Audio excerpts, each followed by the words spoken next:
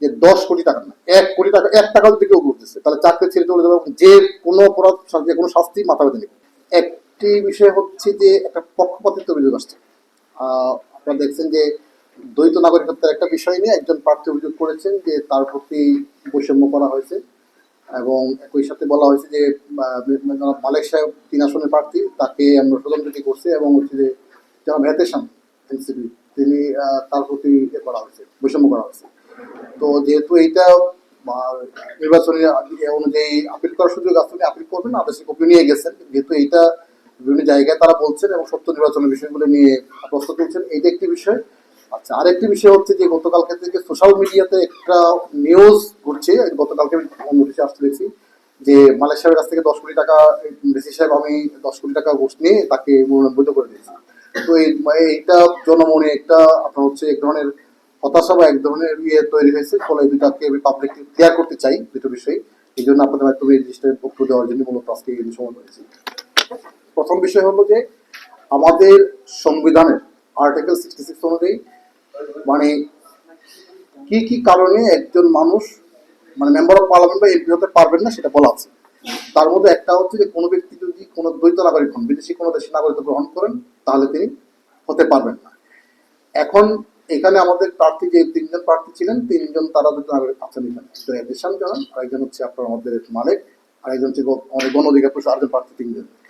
তো প্রথম দিন আসলে জনাব মালিক সাহেব এবং হচ্ছে গণ অধিকার পরিষদের কোনো একটা ডকুমেন্ট দিয়েছিলেন, সেটা আমার স্যাটিসফাইড হয়নি। আমরা চেয়েছিলাম যে ওনারা শুধু লয়ার ফার্ম, যে ফার্ম আছে সলিসিটর ফার্ম, সেই ফার্মের মাধ্যমে যে আবেদনটা জমা দিয়েছেন ওইটা দিয়েছেন। তো এইটা প্রভিশনটা হলো যে যে দেশের উনি নাগরিক, ওই দেশের ইমিগ্রেশন বা সিটিজেনশিপ অথবা হোম মিনিস্ট্রি যারা এটা ডিল করে তাদের কাছে আবেদনটা নাগরিকত্ব এটা জমা দিয়েছেন বা আপনার সারেন্ডার করেছেন প্রত্যাহার করার জন্য, সেইটা দিতে হবে। অথবা আপনার হচ্ছে আমাদের বাংলাদেশে যদি ইউকের হয় সিটিজেন, তাহলে ইউকে আমাদের ঢাকাস্থ যে হাই কমিশনার আছে, হাই কমিশন আছে, সেখানে উনি নাগরিকত্ব সারেন্ডার করেছেন, এইটা রিসিভ কপি দিলেই আমাদের কাছে আমরা অ্যাকসেপ্ট করি। এরপর প্রক্রিয়া হলো যে এটা পরে ভেরিফিকেশন হয়ে পরে আসে। এবং এটার বিষয়টা হলো যে এটা যদি কেউ পাশও করে যায়, পাশ করার পরেও কিন্তু যদি প্রমাণিত হয় যে উনি আসলে দ্বৈত নাগরিকত্ব ওনার আছেন, এবং এটা পাশ হওয়ার পরেও কিন্তু এই কারণে ওনার নাগরিকত্ব মেম্বার অফ পার্লামেন্টশিপ বা এমপি হিসেবে উনি হয়ে যায়, অবৈধ হয়ে যাবে, এটা মেম্বারশিপ থাকবে না। এটাই হলো আইন, এটা হলো নিয়ম। সুতরাং এইটা 3 মাস 6 মাস পরেও যদি প্রমাণিত হয় যে উনি দ্বৈত নাগরিক বা এটা ত্যাগ করেন বা ওনার আবেদনটা গৃহীত হয়নি, তাহলে কিন্তু ওরা মেম্বার অফ পার্লামেন্টশিপ থাকবেন যদি পাশ করেন। তো এখন এখানে যেটা হলো যে তারা কিন্তু 3 তারিখে এটা করতে পারেন, সব ডিটেলস কাজ দিতে পারেন। বলে আমরা 3 তারিখে কিন্তু আমরা আবেদন 5টা পেন্ডিং রেখেছিলাম, এর মধ্যে আরো 2টা ছিল অন্য কারণে, কাগজ কমতির কারণে।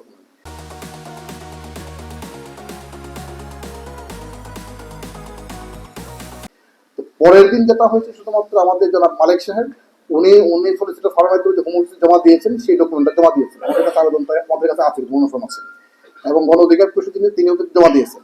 কিন্তু জনাব এহতেশাম সাহেব তিনি কিন্তু আসলে কোনো ডকুমেন্ট জমা দিতে পারেন, নট আ সিঙ্গেল পেজ।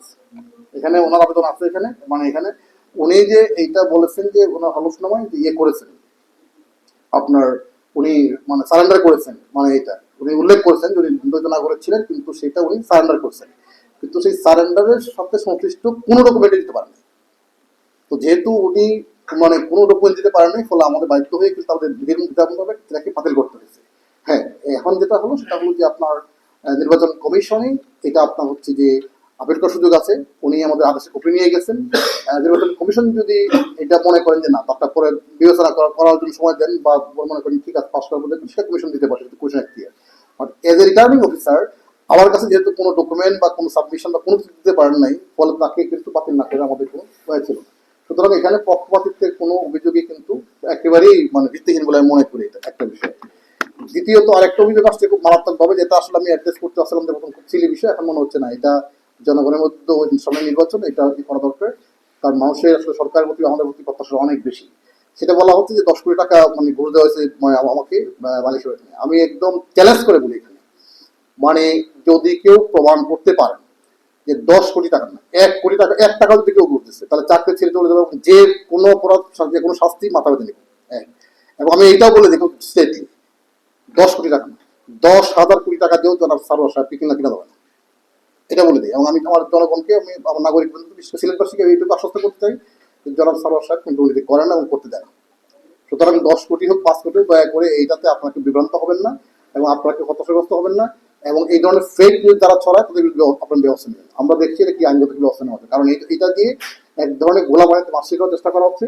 একই সাথে মানুষের মধ্যে নির্বাচন বিষয়টাই নিয়ে একদম বিভ্রান্তি তৈরি করা হচ্ছে, যে প্রশাসন কারোর প্রতি বায়াস কিনা, বা রিটার্নিং অফিসাররা কারো দিকে পক্ষপাতিত্ব করছে কিনা, এবং নির্বাচন আসলে আদৌ সুষ্ঠু হবে কিনা, এই সমস্ত একটা ভুল মেসেজ কিন্তু বার্তা কিন্তু মানুষের মধ্যে দিতে হচ্ছে।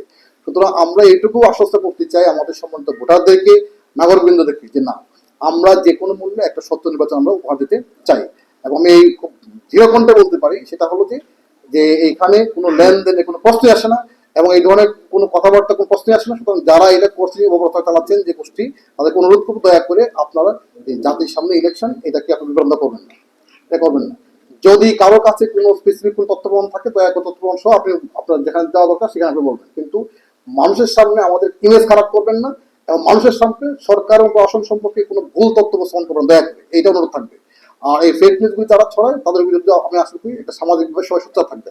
শুধু মূলত এই বার্তাটা দেওয়ার জন্য আসলে আপনাদের কষ্ট করে এখানে নিয়ে আসছে এটা। এবং আমি নিশ্চয়ই আপনাদের খেয়াল করবেন যে আমি এখানে যোগদান করার পরে যেটা হলো যে আমাদের কাজকর্ম সম্পর্কে নিশ্চয়ই আপনারা ওয়াকিবহাল। আমরা কি কাজ করি, কোথায় খাই, কোথায় ঘুমাই, এভরিথিং মোটামুটি সবাই কিন্তু কম বেশি জানে।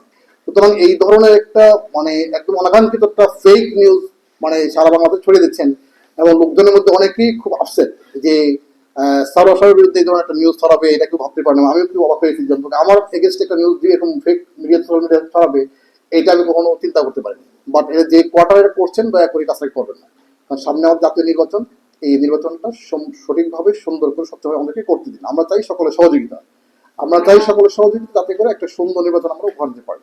দয়া করে এই ধরনের কোনো ফেক নিউজ যাতে কেউ না ছড়ায়, এটা অনুরোধ থাকবে। আপনাদের সবাইকে ধন্যবাদ।